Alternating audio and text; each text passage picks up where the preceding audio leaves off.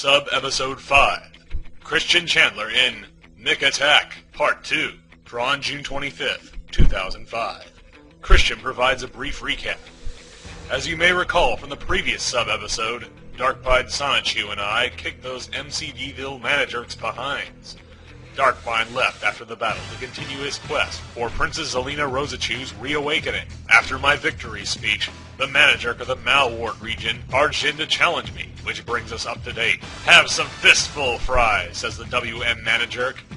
Ah, shouts Chris as he is knocked off his feet. His anime wings fall off his head. With a crash, Chris lands in the soda fountain. Oh man, thinks Chris, all this soda pop gone to waste. I'd better take a shower and come out smelling like a flower. 3 seconds later, that was a mighty quick shower, thinks Chris. Now I'm mad. Chris charges the manager, his fists raised for a mighty blow. Yeah! But the manager catches Chris's hand in his own. Don't, says Chris. The manager grabs Chris's leg with the other hand and raises him over his head. Ha ha! Try to get out of my evil grip, challenges the manager. Darn, thinks Chris. I should have transformed. But even then, would I become able to defeat this manager by myself? Don't sweat it, Chris, says a familiar voice in Chris's mind. There is a way to defeat him. What? Thinks Chris. Ancestor?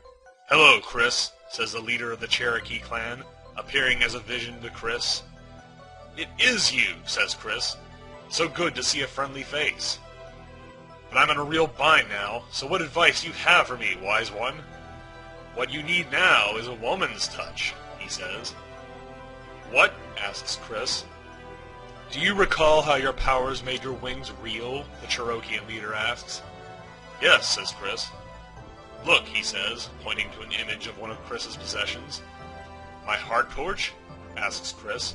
But it's made from pixel blocks. Yes, Chris, I understand. But I know that combined with your powers, you can use it to summon your dream sibling. She will be able to help you, much better than your mother even. Farewell, Chris. Summon my dream sibling, Chris wonders, as his ancestor fades away. Of course, he gasps. My twin sister, Crystal. Chris recalls a picture from CWC's Yu-Gi-Oh card. Crystal, the female twin. I get the heart torch. There it is, with the rest of my stuff, on that table. I may be unable to transform, but I can still attack. Electric hedgehog attack! Growth! He cries, summoning the power of wild Sonichu. Increasing in size, Chris becomes so large that the manager cannot hold him. Chris falls loose from his grip and shrinks to normal size once he has landed safely on the floor. Across the room, he spots his table with the heart torch sitting upon it. The manager draws a laser rifle, and he fires at Chris as he dashes across. Evading the blasts, Chris reaches the heart torch and shouts, Heart torch glow! The pixel block construct emanates a blue aura, enveloping Chris's body. A second form emerges from within him and takes shape. Chris opens his eyes and beholds the result of the heart torch's magic. Ah! gasps Chris. Well, fancy seeing you in the flesh, Christopher, my brother, says Crystal. She looks like a female version of Chris, with the same clothes. Around her neck is a medallion of Rosachu, to complement the Sonichu medallion of Chris. And I'm elated to have you here too, Crystal, my sister, Chris says after he overcomes his surprise. Oh, swell, thinks the manager. There's 2 of them now? That makes my job a lot harder, but I'll do it anyway. He takes aim and fires his laser at Chris. Crystal gasps when she spots the attack, and tackles Chris to push him out of harm's way. Get down, brother, she says. Humph, Chris says. Oh, great, says the manager. Another hole-in-one. Thanks for the save, sis. No problem, says Crystal. I see your medallion. Do you possess the ancient one powers, too? Yeah, I can transform. All right, let's get up first. And let's do it. Yeah, says Crystal. They each place their hands on their medallions and shout, Electric hedgehog power! In tandem, they begin to transform. Like Chris, Crystal grows a tail and assumes hedgehog form. However, her fur is orange, and a dress appears over her body. A tiara appears over her head. Together, they have become Crystalina Rosachu and Chris Chan Sonichu. The Mana-Jerk fires again, but Chris Chan and Crystalina use Mirror Coat and Reflect to bounce the beams back to the source, blasting off the Mana-Jerk's arm. "No!" cries the Mana-Jerk. They put their arms around each other's shoulder and leap into the air to perform a double corkscrew kick. "Yeah!" says Chris Chan. "Yeah!" says Crystalina. The impact buckles the Mana-Jerk's frame, and he sways on one leg. "Hey, sis," says Chris, "let's finish him off." "By combining our ultimate attacks," says Crystalina. "You read my mind." "Of course," says Crystalina. "Let's do it." Crystalina takes off her tiara and prepares to throw it. "Shocking! Tiara! Magic!" he says. At the same time, Chris Chan puts his arms to one side and says, "Curse ye! Ha me! Ha!"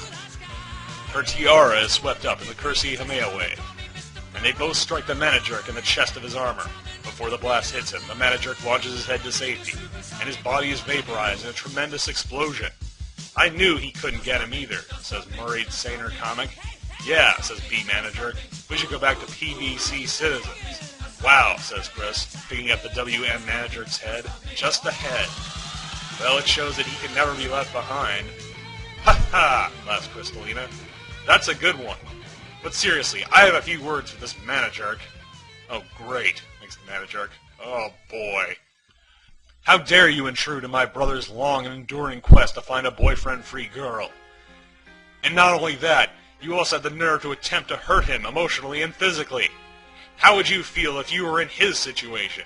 You'd understand that spelling it out is the only way to find that one true girl to make into a girlfriend from the ground up. Especially since he is very shy. But I pity you because you have no body, which leads to the obvious conclusion that you have no heart. You're missing out on some awesomely great emotions. Big time. You can't possibly feel the intense emotions from having frustrated hormones, as well as his loneliness, you jerk. Why don't you just... "Okay, sis," says Chris. "I feel that you have made your point.